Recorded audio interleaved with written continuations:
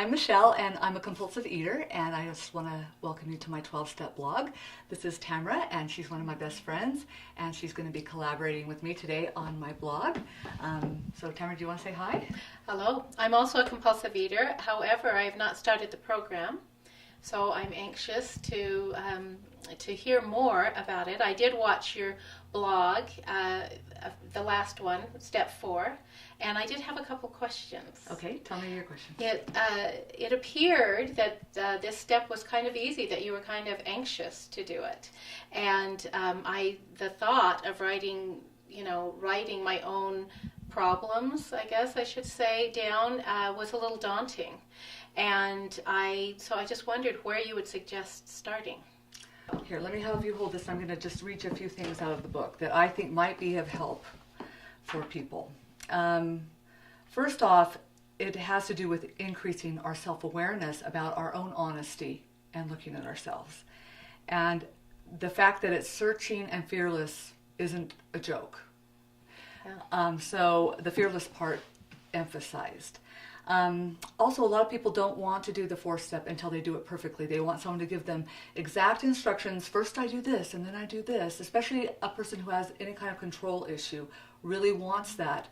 But there is no right way to do this. And so you really have to go to your higher power or God, whoever you use as your higher power, and ask for some ideas of how to start for you. So it's just very personal, and there is no right way. The other thing is that a lot of people analyze it to death. It's a process. An onion, peeling off the layers. Exactly, and so just dive in, do it the best you can, and go on to the next step. Well, speaking of onions. Okay, let's get to that.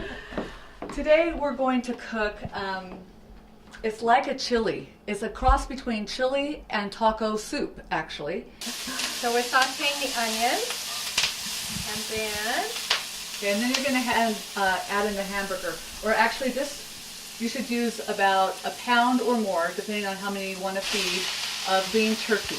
One of the things I'm going to put on my list is vanity, because as I was shaking that in, I could just feel my arm just shaking. I'm canvas.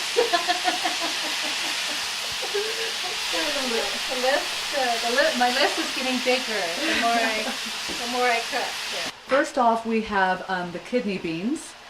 And we're keeping the juices. Yeah, we keep all the juice. The next ingredient is chili beans. So this is actually a chili bean that's in its sauce already. And now we have diced tomatoes. And there are lots of different kinds of diced tomatoes. You can use just plain diced tomatoes. These happen to be Italian style diced tomatoes, so it has a little bit more seasoning in it. Okay, this is a homemade chili sauce, and it's actually called homemade chili sauce. And it's a little bit hard to find. I think I've always found it at Albertsons. Okay, and then you just mix it up and serve it. Over rice, you can serve it over a chip, like a corn chip. You could serve it over a pasta.